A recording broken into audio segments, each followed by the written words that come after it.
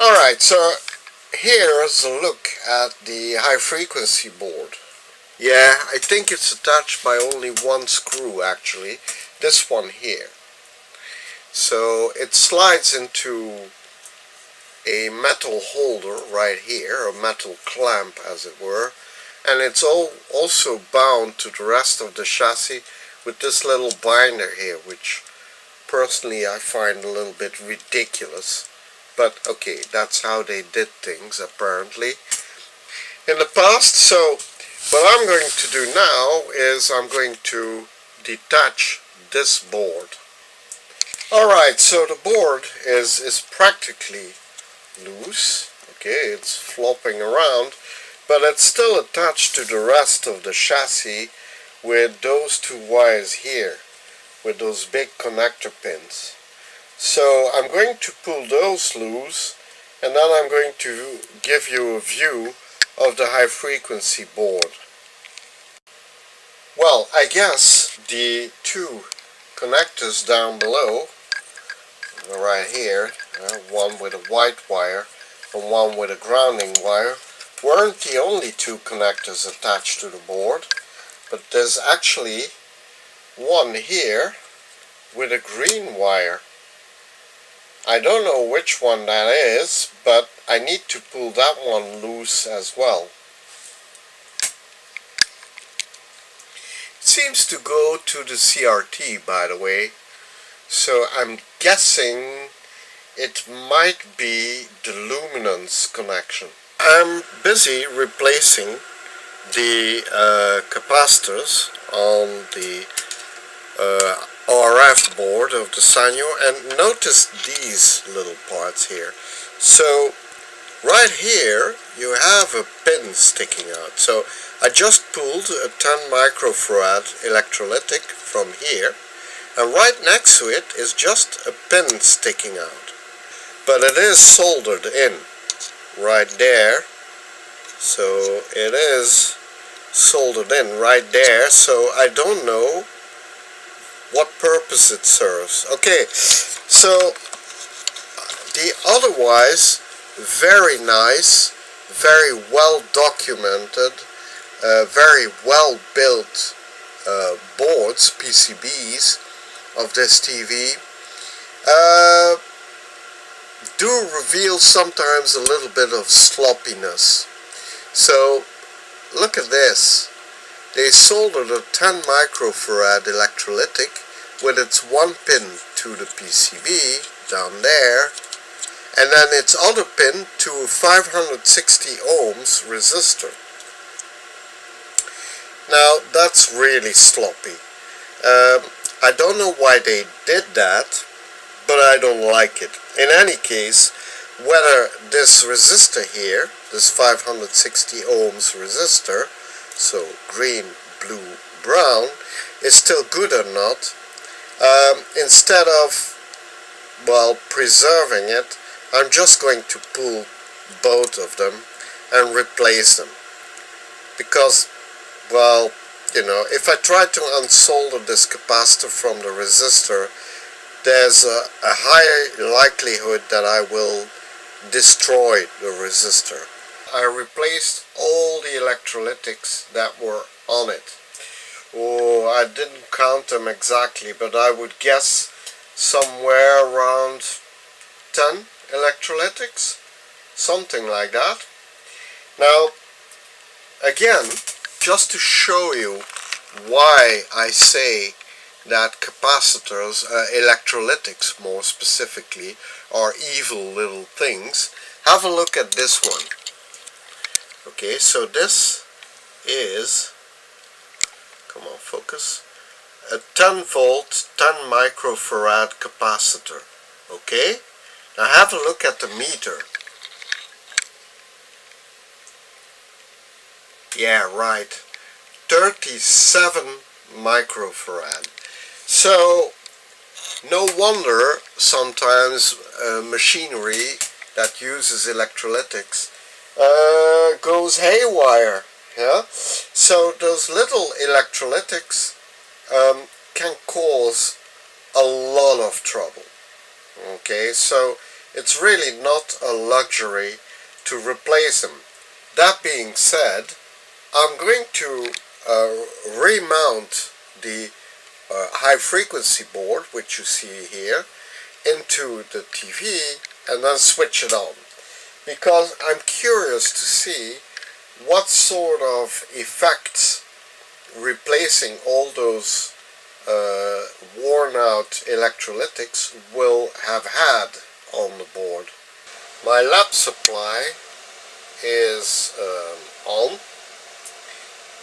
My pattern generator is on.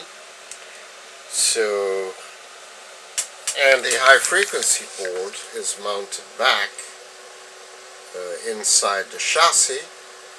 So let's have a look what will happen. Hopefully nothing bad, but well, that's what testing is for. So let's have a look, eh? Here we go.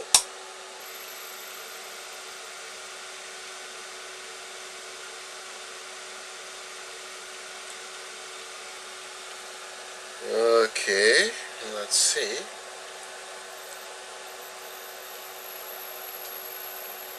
Ooh. Yeah.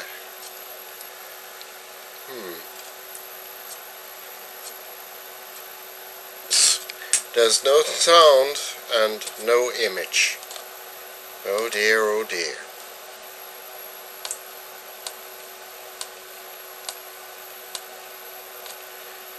So something is not right.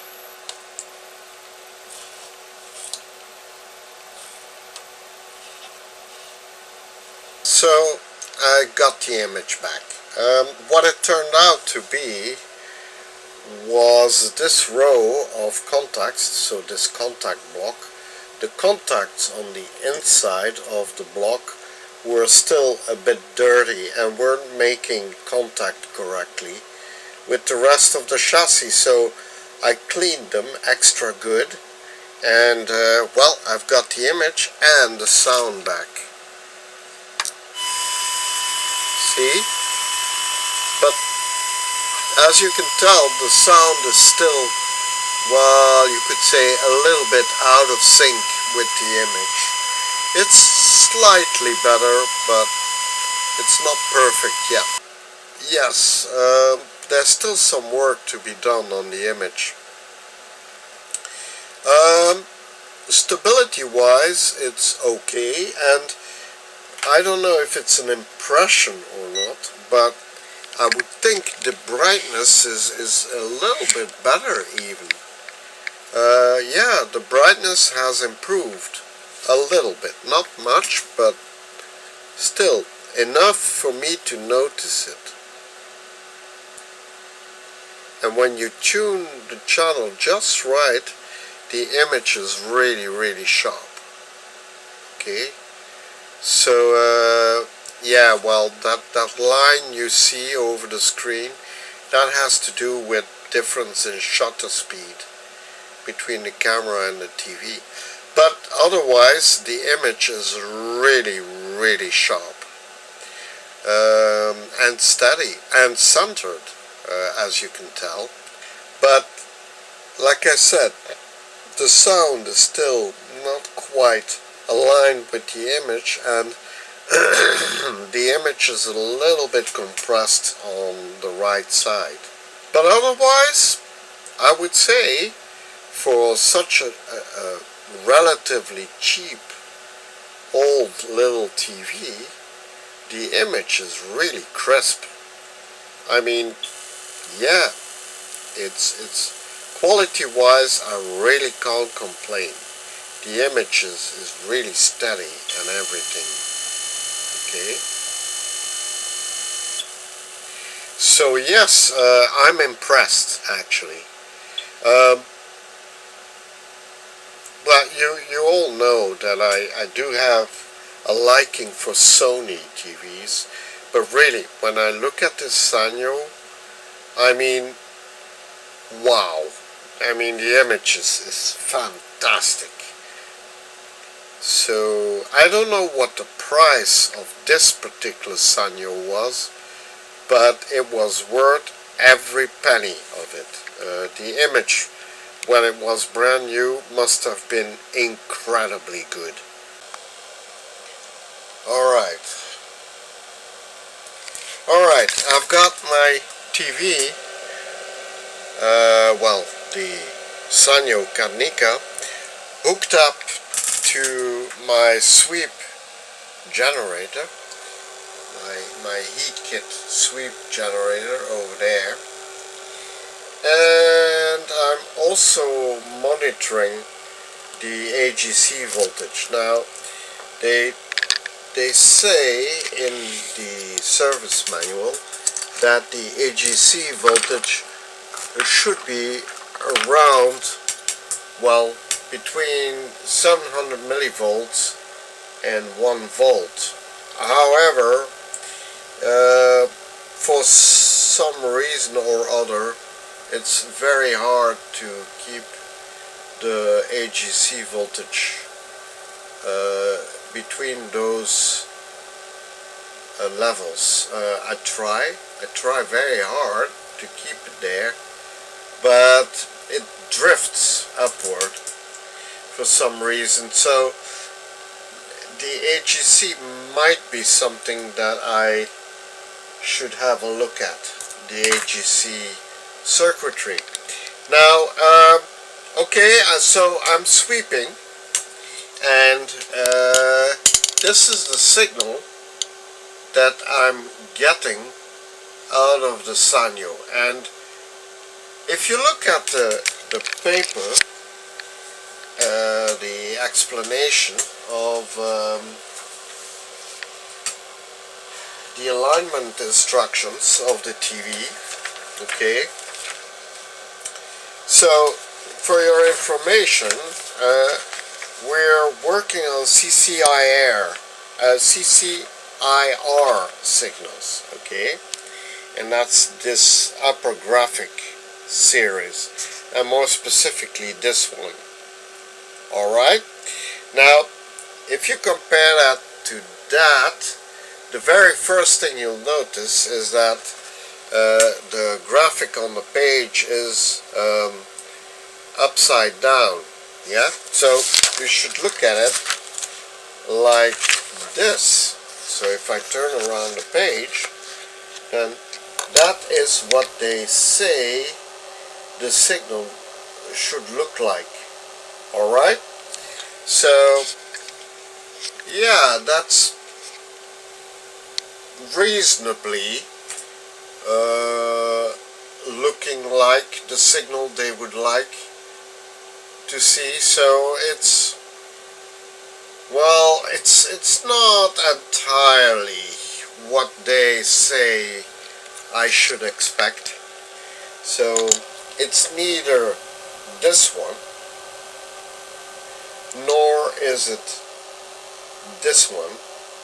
So it's something in between, okay? And the first thing that you'll notice is that the top of the signal, yeah, if it wants to focus, come on, focus, yeah, the top of the signal right here, okay, is not flat, and it's rather wide, okay. Also, this signal hump here is well, rather tall, actually. I mean, if you look at the graphics on the paper, you see that the little hump, the little signal hump right here, is, in comparison to the video signal hump, as it were, is really rather small, okay. So yeah,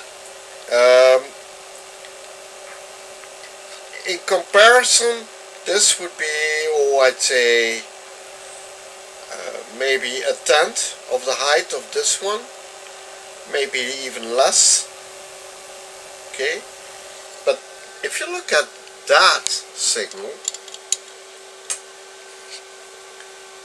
you'll notice that the little signal hump on the left of the video signal is, well, is really rather large. Yeah, and we're only talking about magnitudes here, okay? So it's not so important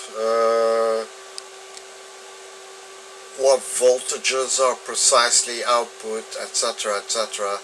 All that is not that relevant. What is relevant is the signal shape, okay, that is being detected by the TV's IF circuitry. And well, I don't know, it looks pretty weird. Technically speaking, it should look more like this.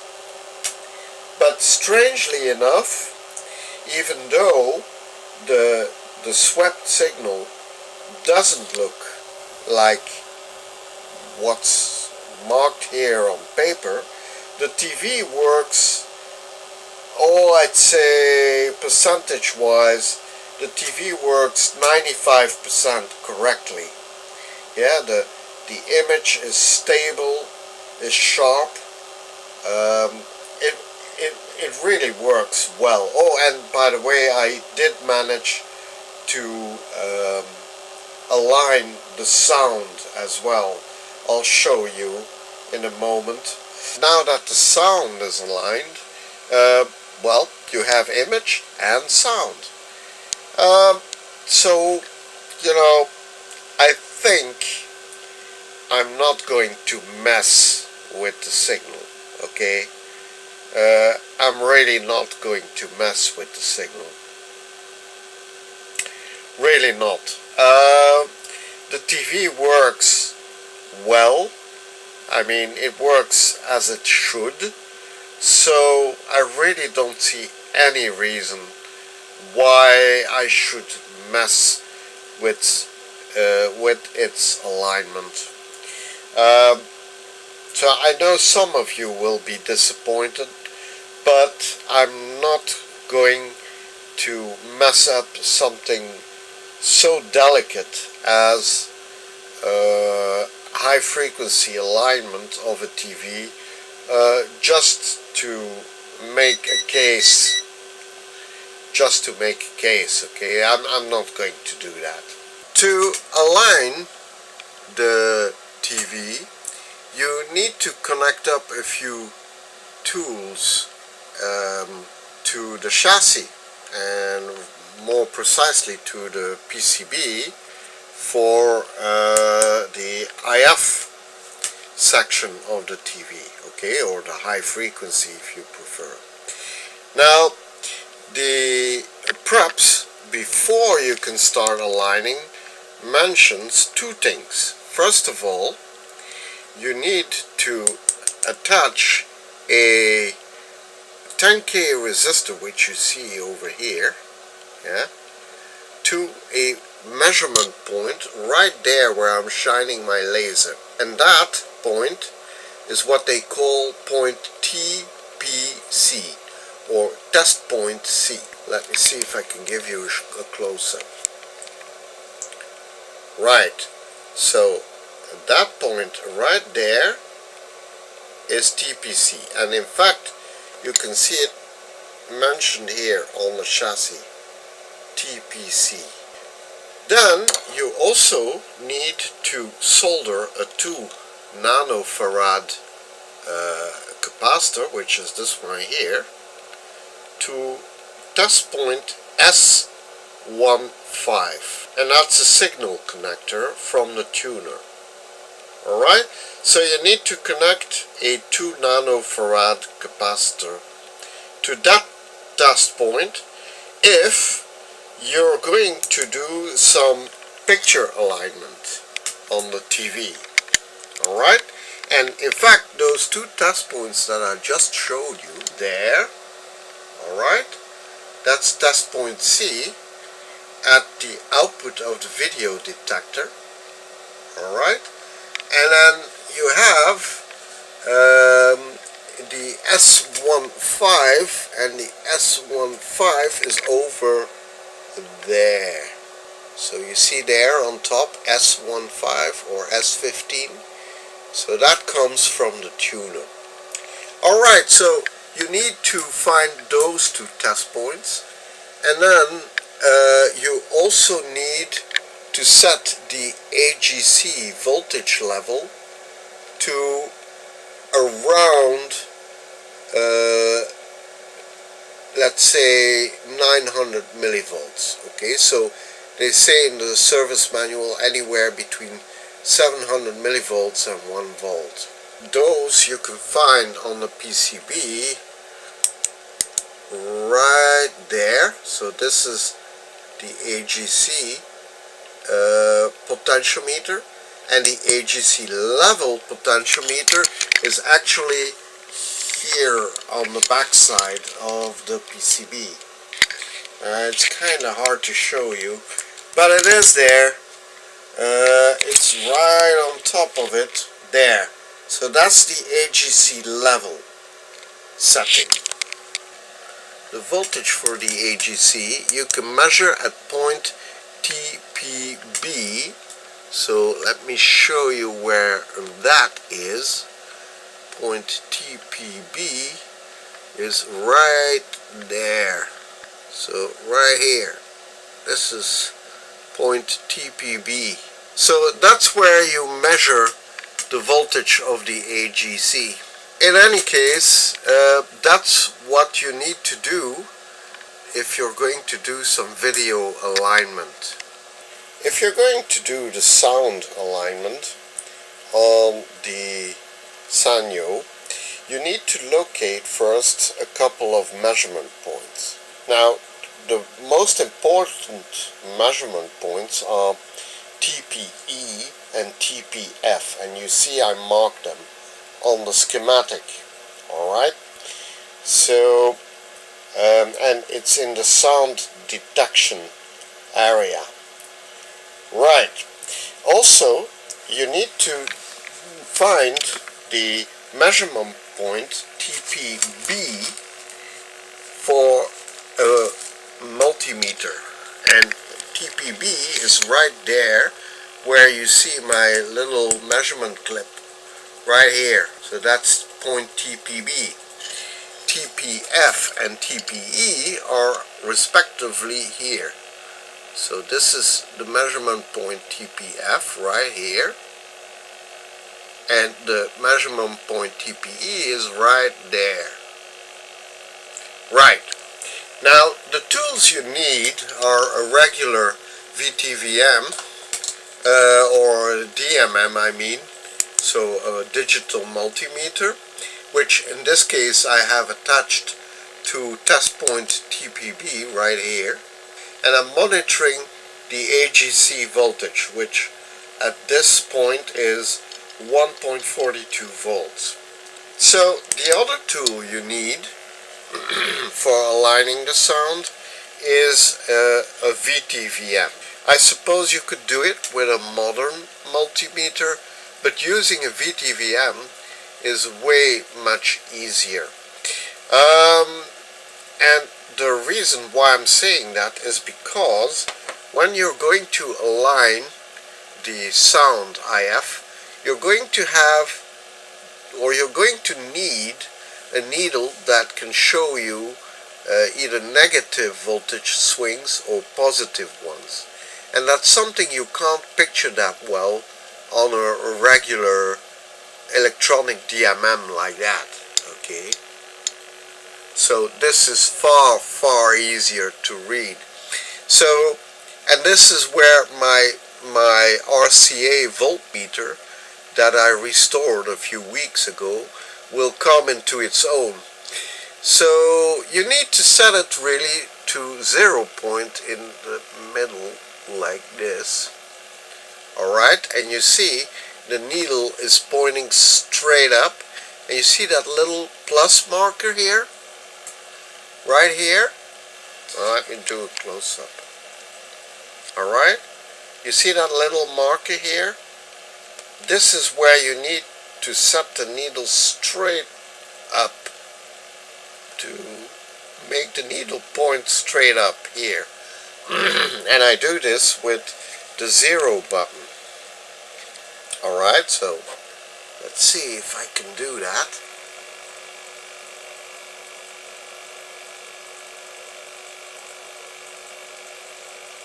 There, I think we're almost there. Voila. So that is set exactly to 0.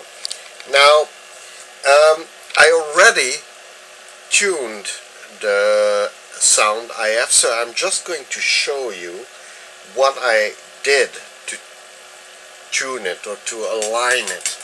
Now, a word of caution.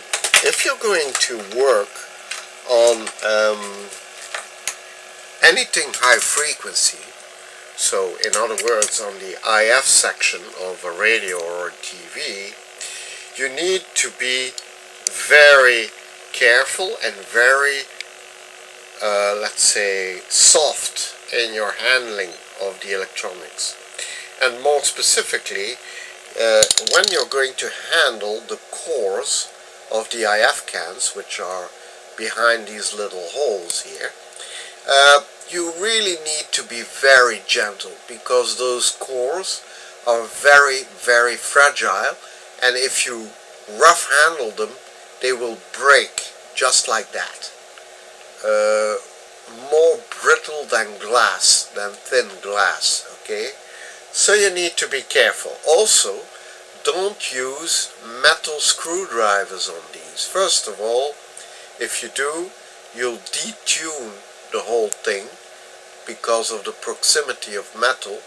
And second, you'll destroy the little graphite core you need to turn.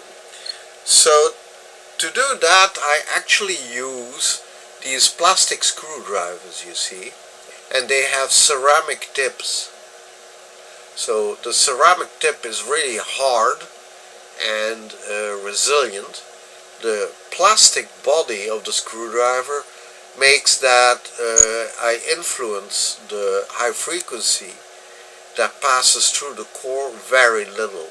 The first thing you need to do is to hook up some sort of signal. And normally in the service manual they say to hook up a signal generator to do that sort of work, and that would be something like my Field Tech signal generator you see up there. Alright? But I thought, well, why am I making my life so complicated using that when I have the right type, the precise type and frequency of signal with my pattern generator? So, and that's exactly what I do. So I tuned my pattern generator on a specific channel. So in this case it's channel 6, alright, and I tuned it so that the image is perfect, and as you can tell, the image is sharp, crisp, and very steady. So the point is that you need to set your tuner to the exact channel frequency that you wish to see. And then you switch on the sound on your pattern generator, which I'm going to do now. There you go. Alright? Alright. So let me show you now what the instructions are. In the service manual you'll find these instructions for aligning the sound, and they show you where you need to hook up your multimeter, so either on point TPE on the PCB or point TPF, depending on what section you're aligning. And then they say to attach a marker generator, but it's really a high frequency generator, to the point TPC right here. And in fact, it's a function generator that generates or that would generate IF frequency needed to align the board. But like I said, since the TV works normally, and in our case the alignment is more a point of aligning the sound precisely with the image and nothing more, this is only a quality issue of alignment and not so much an electronic problem. So in any case, the first thing we need to do, if you read the instructions, is to point 1 would be, I hope I didn't, okay. Point 1 on the instruction says, okay, so you see there which frequencies are needed. There, where normally you would connect the signal generator, and then where you need to connect the VTVM. So that's exactly what I'm going to do. So I hook it up to point TPE, and then they say to set the sound IF core for 0 mid-scale. Okay, let's have a look. Okay, there you go. So I switch on the sound, and as you can tell, it's not in the exact center of the multimeter. Okay, the needle should point exactly in the center of the display. So let's go back here. So right here you see what is called SIF3 right here. Okay, and now we're going to turn the core slightly.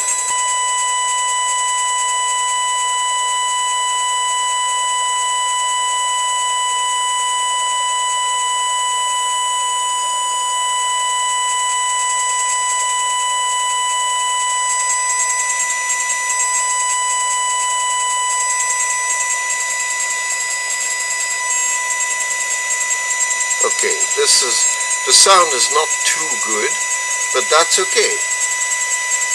We still need to do the other core. So now you move the VTVM's connection point from TPE right here to TPF. Alright, TPF is here. And now we need to have a maximum deflection. We need maximum deflection of the needle. So meaning that the needle should move to the right in our case as much as possible.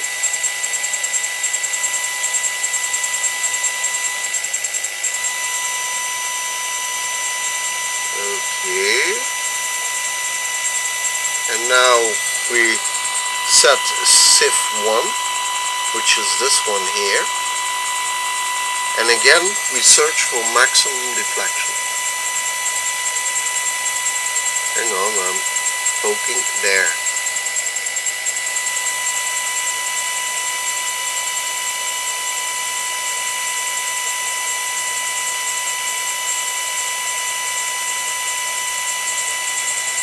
Okay, that's maximum deflection. So now I move the VTVM back to point TPE, and I don't like the sound I'm getting, so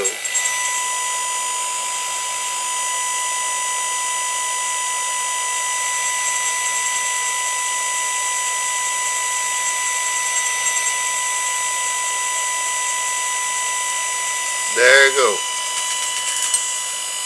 Okay, now let's see, let's try for another image type. Alright, I pressed the wrong button on my signal generator, but there you go. Now we have the sound perfectly aligned with the image. Alright, now one fun detail to notice.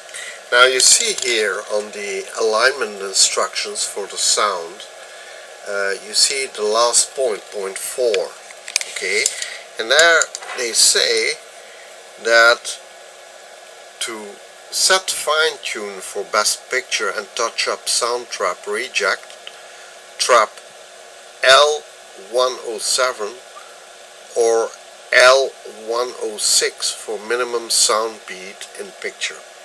Now, I had been looking all over the PCB here in the sound section for L106, and it turns out that it's just another IF can, and right here, okay?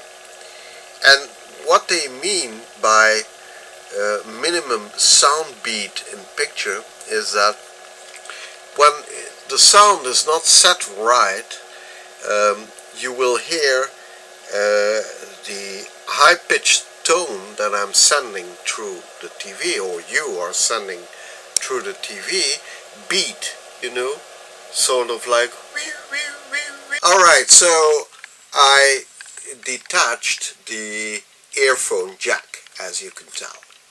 Alright, so I removed the 5 screws that held the deflection board to the chassis. Now, a handy little tip I can give you is, quite often when you buy components on the internet, those components are sent in these tiny little Ziploc plastic bags, alright? So, in fact, it's a kind of a locking mechanism where you just press these two little plastic, you could say, clamps together. Now, these are extremely handy to keep track of the parts you take out of any appliance you're repairing, just like the screws, for example, or like these knobs.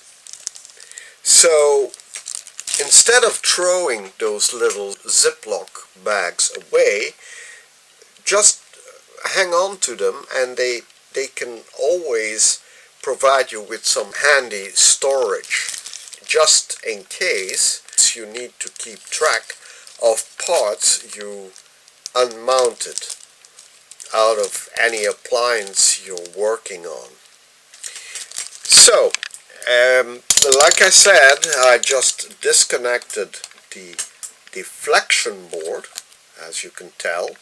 The next thing I need to do is to release the anode cap from the CRT.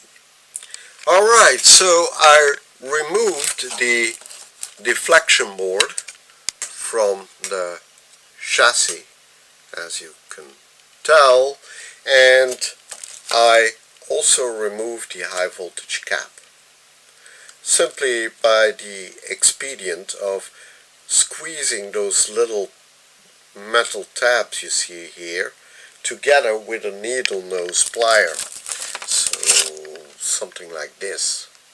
But always being careful, obviously, not to damage the body of the CRT. So in fact, not damaging that spot right there. So right here, this spot here.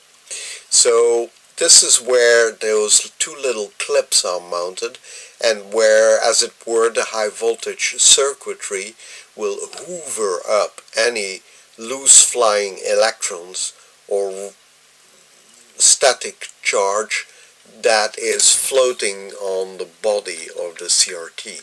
Well, to be more precise, on the inside of the body of the CRT. Alright, so I did that, and in theory at least, they also tell me to loosen up the screw which holds the yoke, which is this copper spool you see here, and it's in fact this copper spool, or the yoke in other words, that creates the image on the face of the CRT, because these spools will create a magnetic field that will deflect the electron beam which is being shot at the front of the screen. Alright, and the manual tells me to loosen it up, to remove the whole chassis in fact from the, or well, to remove the CRT in fact from the front of the bezel right here. But I'm not going to do that.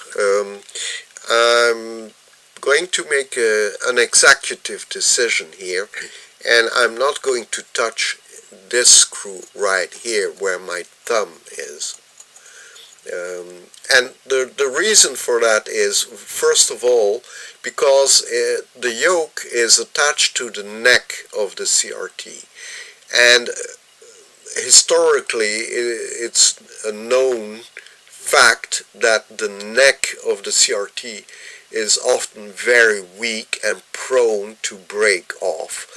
So since this is the only CRT I have of this model right now, I'm not going to run the risk of damaging it. So I released the potentiometer rack from the front of the TV, so in fact from the inside of the bezel of the TV, and you can tell they are a little bit dirty, and if you look at them closely, let's see, the volume potentiometer is a 10 kilo ohm potentiometer right here, and the brightness and the contrast, let's see, are respectively 1 kilo ohms or 500 kilo ohms. Potentiometers, that is. Alrighty, so we might have to give this resistor here a little bit of inspection, because I'm not sure this one is still good. Let's see what it is. Brown, green, yellow. So that's a 1, a 5, and 4 zeros. That would be 150 kilo ohms. A quarter watt. Well, alright, we'll inspect this resistor later on. Now, one of the things that my eye is spotting is the corrosion of the chassis. You see here, this rust and well, general corrosion on the metal of the chassis. Now this is a bit peculiar. I had not expected it per se to be that bad. Now, okay, granted, not the whole chassis is that way, but still, this looks a bit peculiar. I would almost be tempted to say that some sort of moisture attacked the chassis, or maybe even a chemical, which is peculiar. So we'll have to inspect this as well.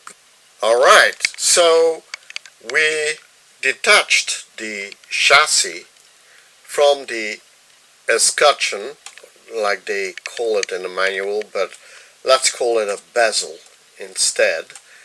And the CRT is still attached to the bezel. So if you look carefully, you can see the CRT is hinged from the front of the bezel. Alright, and it's kept attached to the bezel via these little tabs you see here with Phillips screws. So this is only one of them. There are 4 of them in fact, which keep this harness, so this wire as in fact as a sort of a belt around the body of the CRT, and therefore let's say pulls the CRT, the whole CRT, tightly against the bezel. Alright, so the best way to release the CRT from the bezel safely, that is to support the front as of the TV with your whole hand, and if you can with your whole arm, and to hug, as it were, the front of the TV as well as you can with your arm or hand, so to give it all the necessary support it needs. In fact, you could say, you could almost lovingly hug the front of the TV, alright? And with my one hand, with my left hand, I can give the front of the TV enough support to gently unscrew the CRT from the front of the TV. Okay, so, and that's exactly what I'm doing. Now remember, there is quite a bit of tension on that band around the CRT. So if you're going to release the screw, be aware that the screw might suddenly spring away from the bezel of the TV. Okay, so just be aware the screw might just jump away from you, and that you might be forced to look for it if you're not careful enough. You do not want to be in the vicinity of an imploding CRT. Let me tell you, that is really nasty. It happened once to me many years ago, but it happened because I was ignorant back then, and I wasn't aware of the force that exists in fact inside a CRT. Luckily I escaped without any hurt, but it scared me enough to learn a lesson not to mess around with CRTs. Alright, so there we are. I released the CRT from the front of the bezel, and you can see it's all separating now nicely. Let's see, because I feel a little bit of resistance here. It feels as if, yes, okay, I see. Alright, so we need to unsolder this wire right here. I don't know if you can see it, but okay. So there's a grounding wire right here, soldered, and I need to release that grounding wire. Alright, so here is the CRT, completely loose from the front of the TV, alright, from the bezel in fact of the TV. So let me show you. So here is the inside of the bezel. Alright.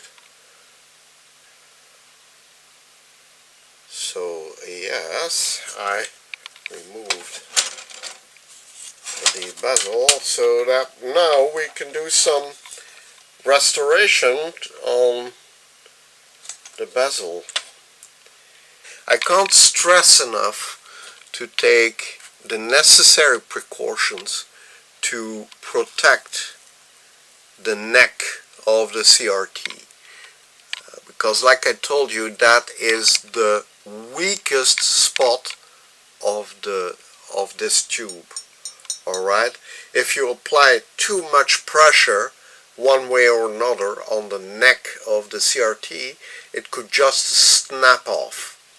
And that would be a shame, really, because like I said, to find replacements of this CRT is nigh impossible. I detached the protective window from the front of the bezel, and in fact it only took light pressure against the holding tabs. You see here, right? You see one holding tab here and one holding tab right there. And in fact, those holding tabs, if you look closely at the bezel, are fit right into those slots you see there. So there's one slot here. Come on, focus.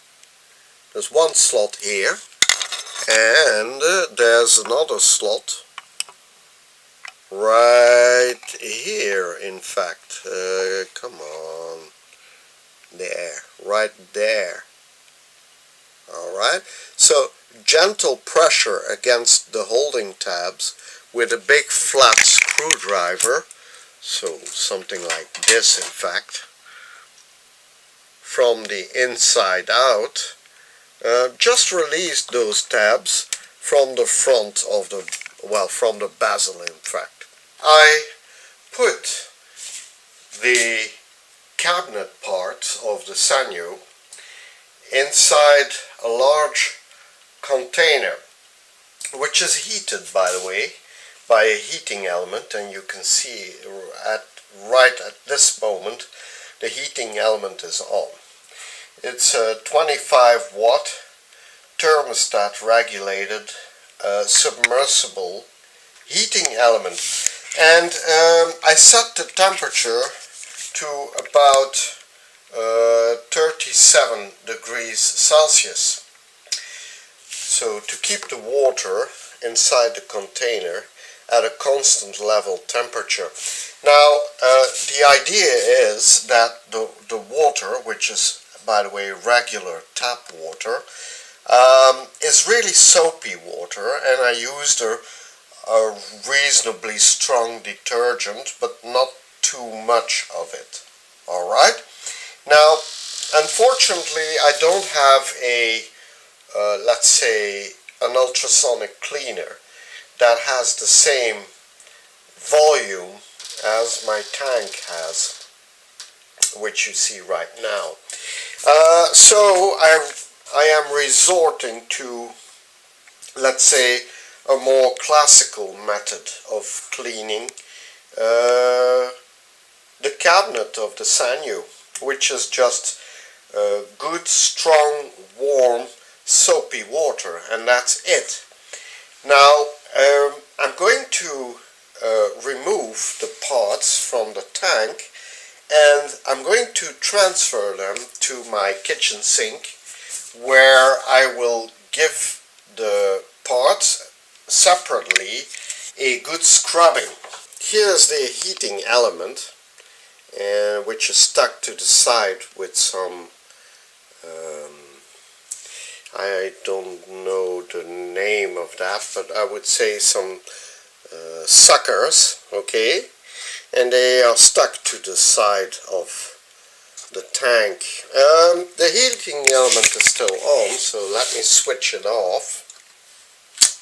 Alright, so let's transfer the parts to the sink. Alright, now has come the moment for us to call up, as it were, our inner Sherlock Holmes. If you look at the front panel of the Sanyo, you notice that it has been damaged pretty badly. In fact, you could say that the lettering is practically gone in certain places, or, well, you could say it has been probably almost wiped away. Now, there is some damage here on the front panel, okay, and if I rub over it with my finger, what I feel is something rugged, something, well, not very smooth. And my guess is that at a certain point in time, given that the original glue with which these metal parts were glued onto the plastic has aged and has let loose, and at a certain point, as I suspect, this panel has let loose, has let go of the underlying plastic, and the owner back then, I think, thought, well, this isn't very nice, you know, to have the front panel of my TV letting go, and he tried a quick and very sloppy repair and applied some glue under the aluminum panel. In fact, if I rub my finger over it, I can feel a few bumps here and there. So what I'm suspecting is that whomever did this sloppy repair tried to lift up the aluminum a little bit and then stuck some glue under it and pressed it back onto the plastic. And of course, as usual, he probably used way too much glue than was necessary. And the glue, of course, was pressed from underneath the aluminum. And I think he must have had the reaction or the impulse like, oh, this is not good, and tried to wipe away the glue, and he used something rather corrosive to do that. I'm thinking of acetone. Yeah, that would be almost, let's say, the logical or the natural reflex people would have when they want to clean glue spill. Yeah, and that would also explain why the silver paint that originally was painted onto the bezels sides was wiped away, and you can tell that the silver paint has been, well, pretty nearly wiped off completely. So yes, somebody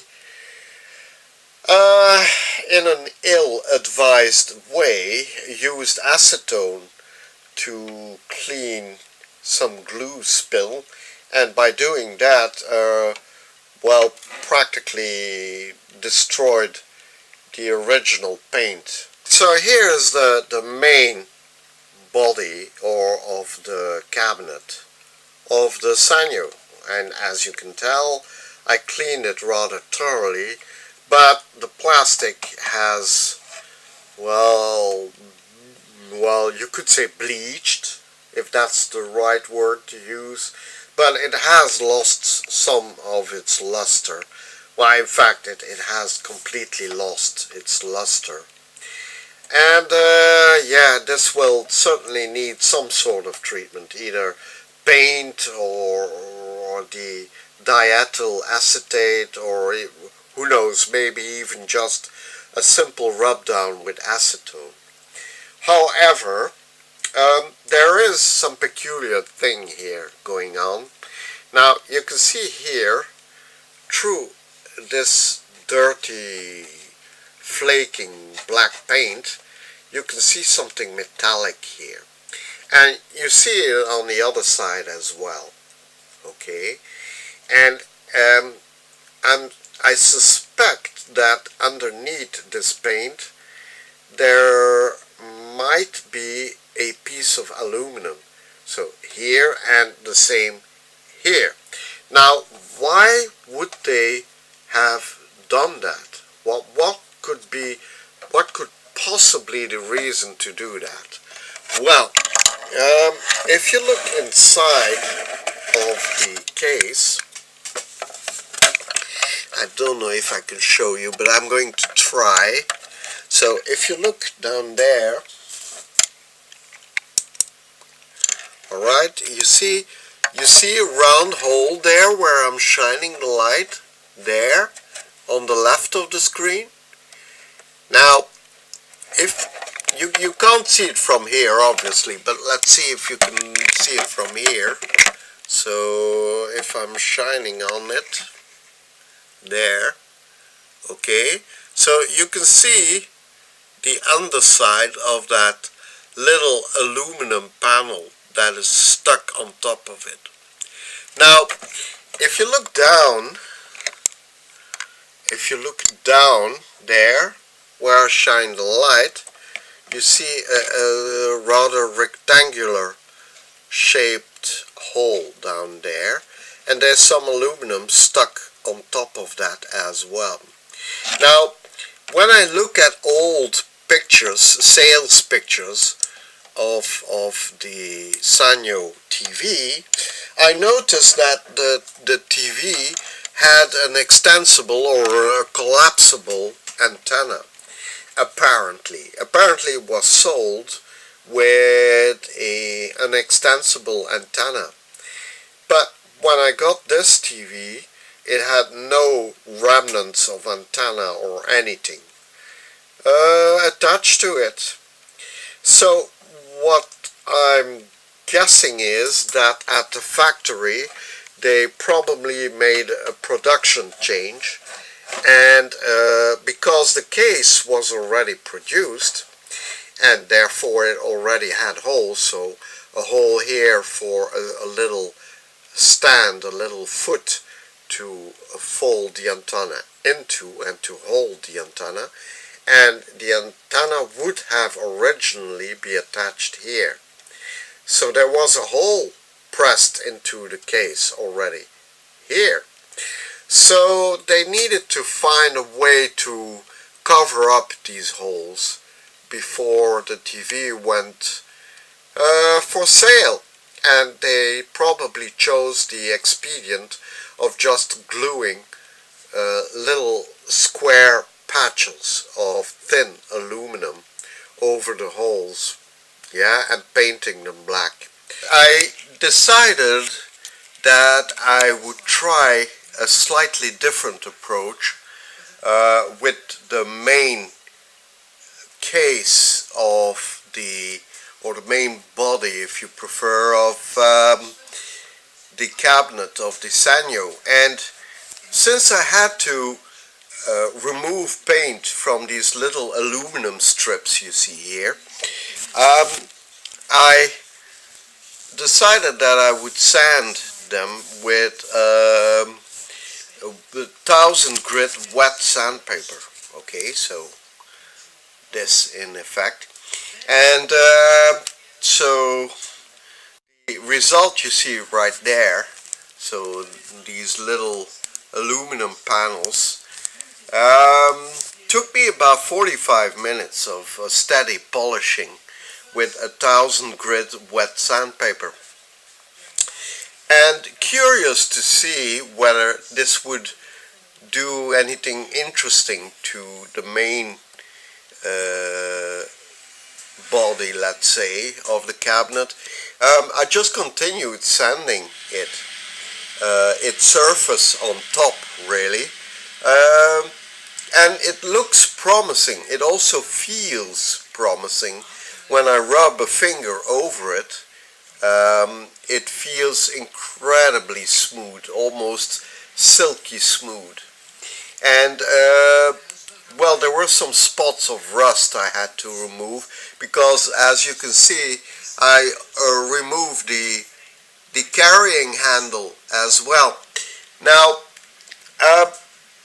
the thing is, originally I suspect the cabinet must have been painted. In fact, I'm almost pretty sure that it has been painted. I mean, the whole of the cabinet, because I removed paint from these little aluminum strips you see here on the left and right. And as I was whittling away at the paint, I noticed that the paint didn't only cover the little metal panel you see here, but I also noticed that the paint simply ran over or spilled over so you could say, from the aluminum to the plastic right next to it. So the more I polish it, the more I get convinced that the whole cabinet must have been originally painted black. As I suspected, these aluminum plaques that would have been fitted over the holes in the case, which had been pressure molded into the plastic of the cabinet of the Sanyo, revealed to me that in fact the whole case will or would probably have been painted over. And if you take a close look at the case, you can in fact see that where I sandpapered off the paint from the aluminum cover here, this little plaque here, I also inevitably rubbed over the rest of the surface of the cabinet, and you can clearly see what was on top of the cabinet has been worn away. And I would say this grayish stuff you see here is probably an old layer of paint, in fact. So I think I will go for the same method, really, and paint it all over, actually, giving it a ground layer and then ultimately a cover of matte black paint, really. So what I'm going to do, and I'm really doing it right now, is to tape off the parts that I do not want to be contaminated with paint. So you can see I covered the little logo panel or type description panel at the back of the cabinet with painter's tape, and using my surgical knife, this one in fact, I cut it all along its edges, and I'm in the process of pulling away the excess tape, so let me just show you. I just hope I cut it sufficiently. Let's see. There you go. It seems like I did a good enough job cutting the painter's tape. So let's see. Let's give it a little tug here. Alright, there we go. Oh, not quite. So I just need to cut a little more along this side here. Okay, so give me a moment to do just that, and then we'll see the result. Alright, so I cut the tape a little bit better, and there you go. What I am going to do actually is to tape off these little aluminum plaques with painter's tape, because I don't want any of the plastic base coating paint to be sprayed on the aluminum plaques, because, well, like I just said, for metal you need a different kind of base coat, obviously not for plastic. So once I'm satisfied with taping off this little plaque here, I'm going to give the whole case another wipe with alcohol, pure alcohol, to be sure that it's absolutely clean, and and there are no traces of grease left anywhere. And then, well, once the plaques are covered, we'll just cover it in base coating, which will be gray, I suspect. And once that is done, then we will give it a matte black finishing. Alright, just to show you that cleaning the surface you're going to paint completely is not a luxury. So I took a clean paper rag, impregnated it with some methylic alcohol, like that one there, alright, and then I wiped off every single visible part of the cabinet. I'm getting ready to give a base coat to the body of the Sanyo, alright, and I'm going to use this, in fact, which is, if I understand correctly, a plastic primer. Right? It primes a plastic substrate for painting, and I intended to paint or to give the battery cover a layer of primer as well, actually, because I think in the end it would be better to paint it as well, so that the color is uniform of the bezel and the battery cover and the main body of the cabinet. There you go. I gave the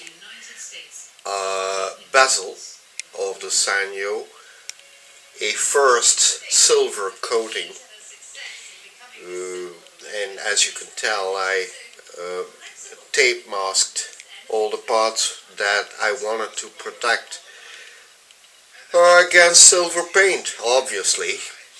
I also gave the main body of the cabinet of the Sanyo its first layer of matte black paint, and as far as I can tell, it turned out okay.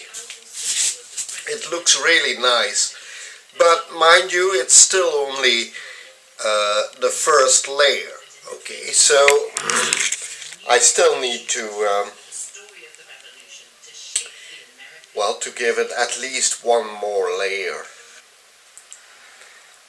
Well, outside it's really cold, and I'm gearing up to work a little bit more on the cabinet of the Sanyo Cadnica. And what better to do it with a cozy fire burning in the fireplace and a cup of coffee, and just whittle away at what other work we need to do. So join me and enjoy the next part of the video. Alright, I finished painting the little aluminum panels that were originally built in at the Sanyo factory to cover up the holes that were originally intended for an external collapsible antenna.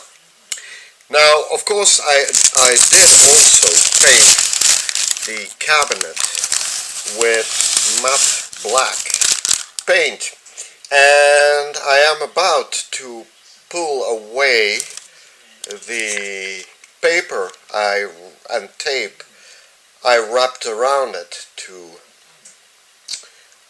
protected against unwanted chemicals, or you could say to direct the paint at the right spot. So give me a moment to unwrap it all, and then I'll show you the result. Alright, I'm getting ready to repair, remember, the little bit of damage on the front panel of the Sanyo's bezel. And I'm going to try something completely new. I bought these little rolls of epoxy glue, which, well, comes more like a sort of a sausage, really. And I cut a small bit off of it, and the white is the hardener and the black is the actual epoxy.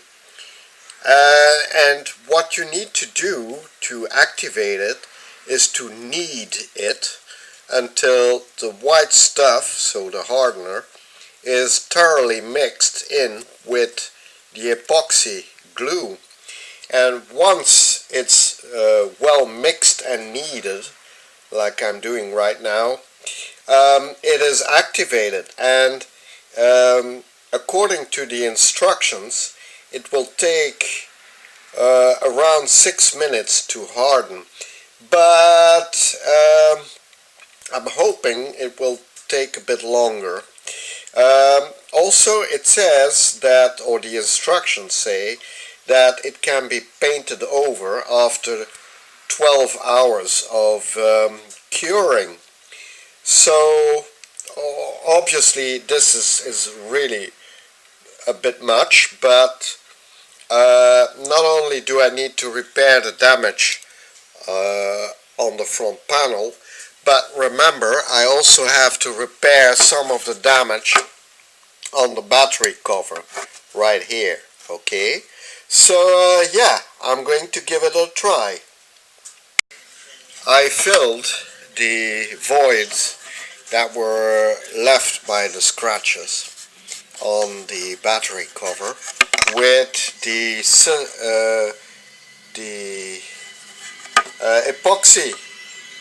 epoxy paste, in fact, by the simple expedient of rubbing out the epoxy paste into these deep gouges, and then with a knife slicing away the excess.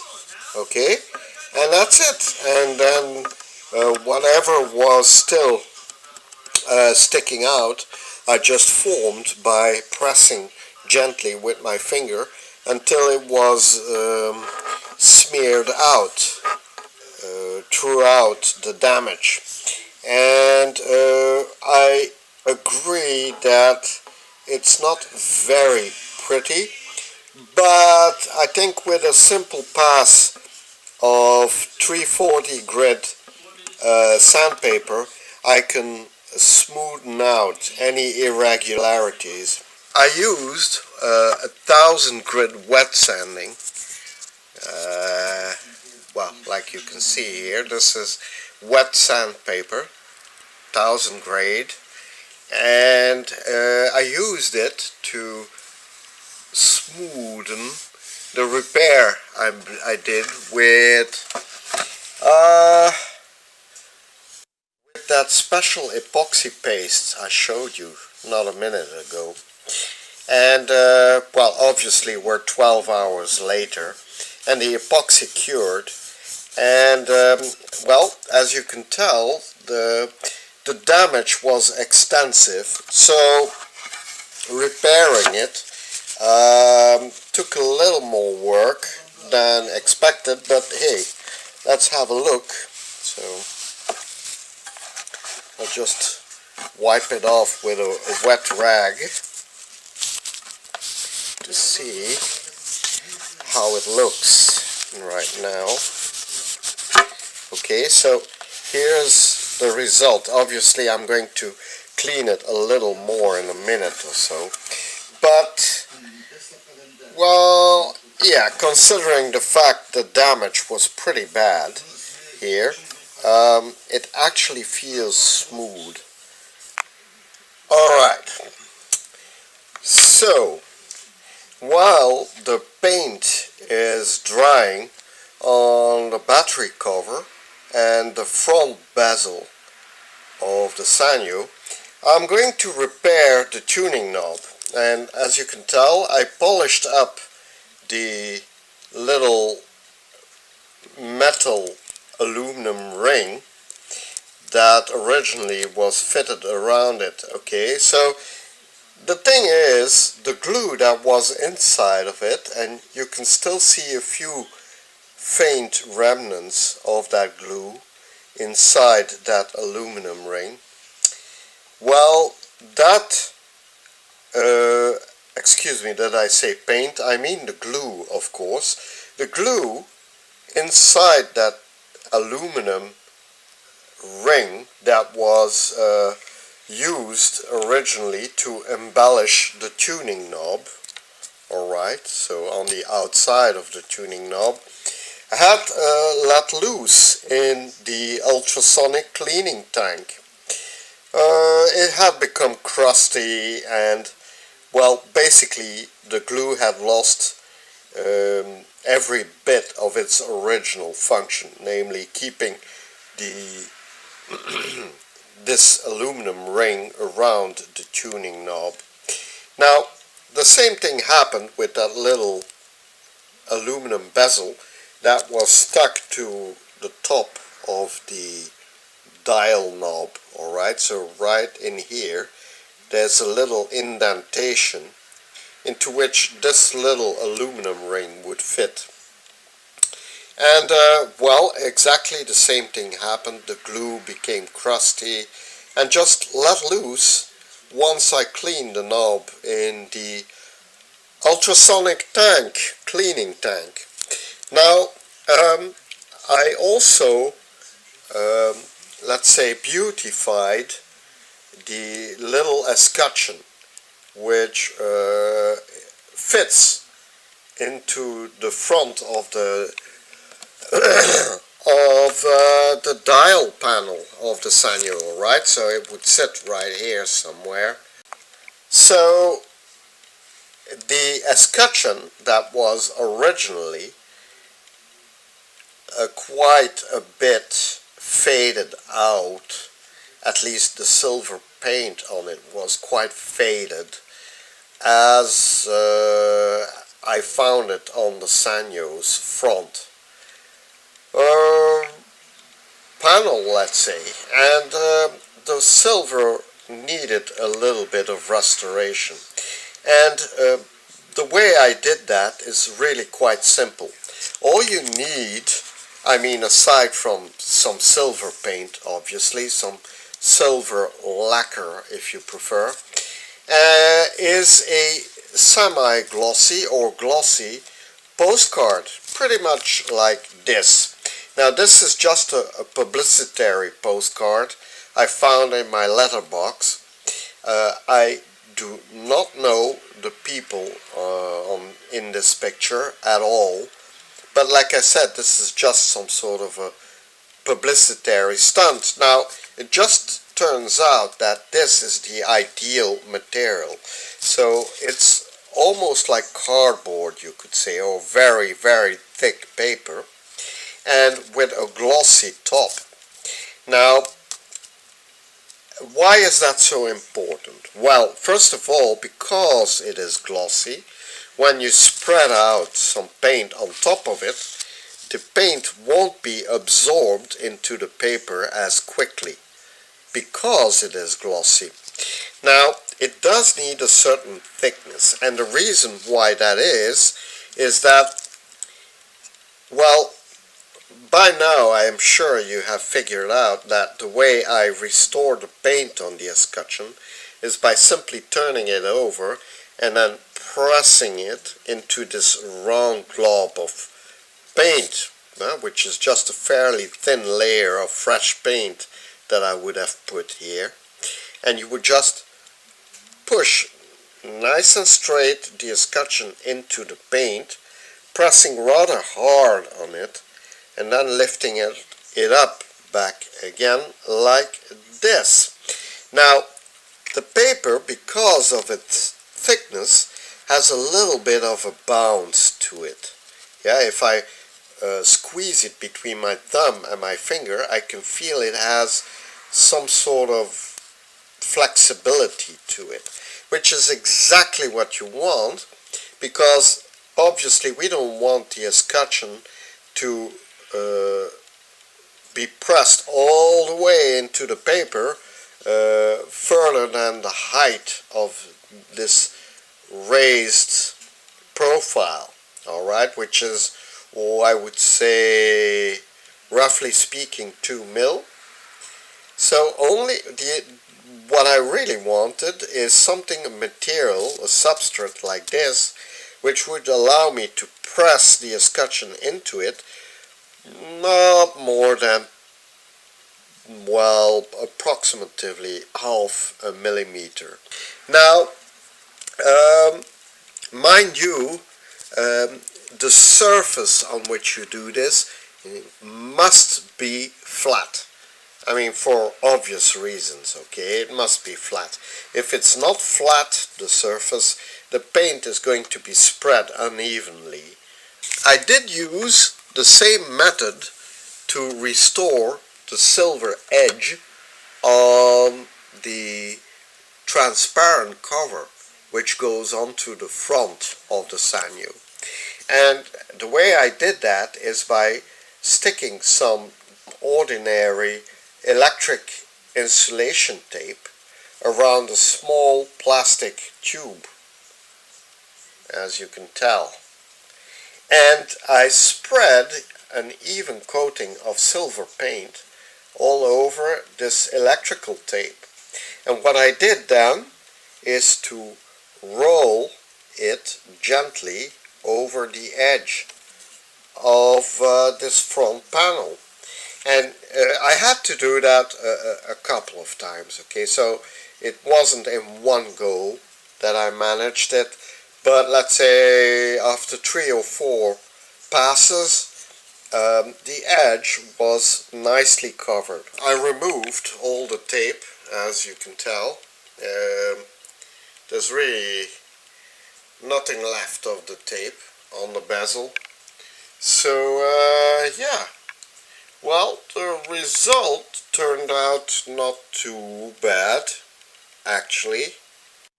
I'm rather pleased with it.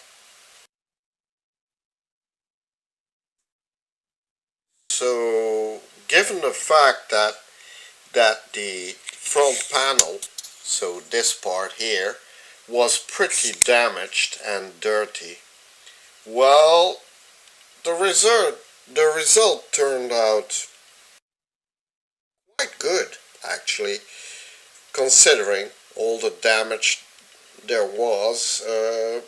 Yeah, it's not bad at all. Not bad at all. I'm really pleased with the result. Although, fine, you could argue that it could have been better, but, well, you know, you have to take into consideration the fact that you know, it was really badly damaged in the end. So I did what I could with the means I had.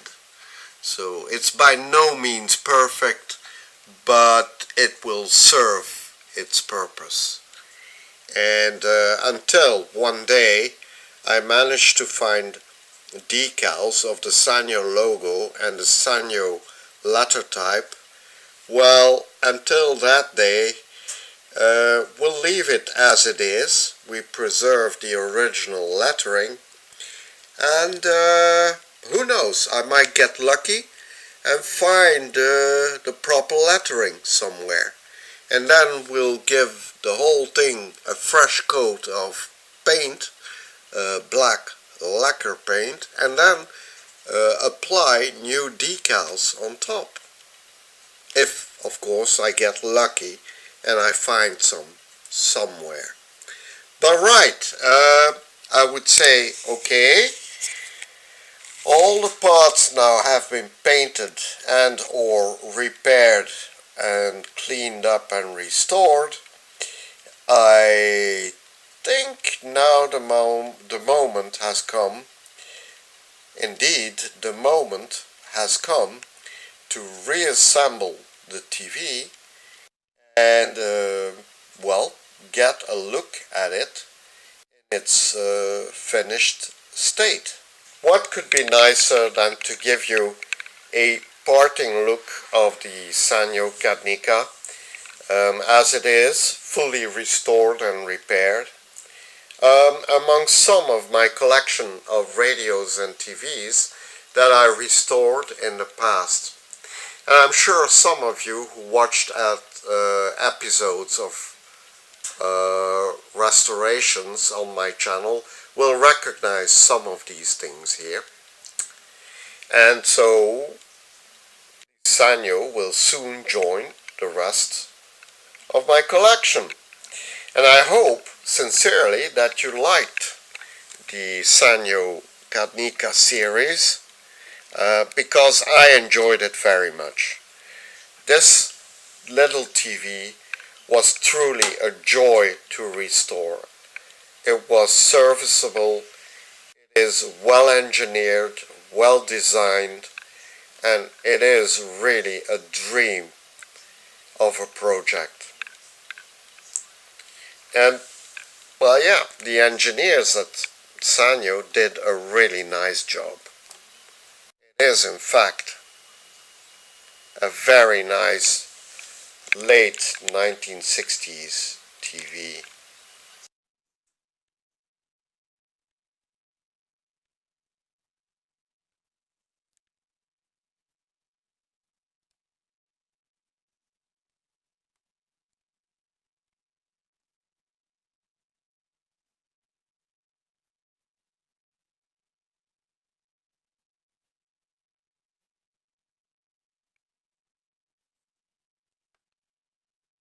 I even stuck a few rubber feet underneath the TV so that the battery cover would never get damaged again.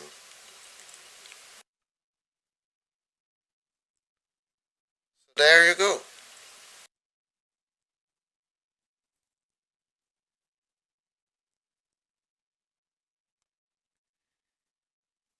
Final look of the Sanyo Cadnica 5TC1 portable black and white TV. So, if you have any comments on this video, leave them down below. If you liked the video, please give me a thumbs up. And by all means, subscribe. Because, you know, one of the things that keep me going making videos for all of you is the nice comments I get from all of you and of course your subscriptions. Thanks a lot for watching and I'll welcome you back for the next video on my channel.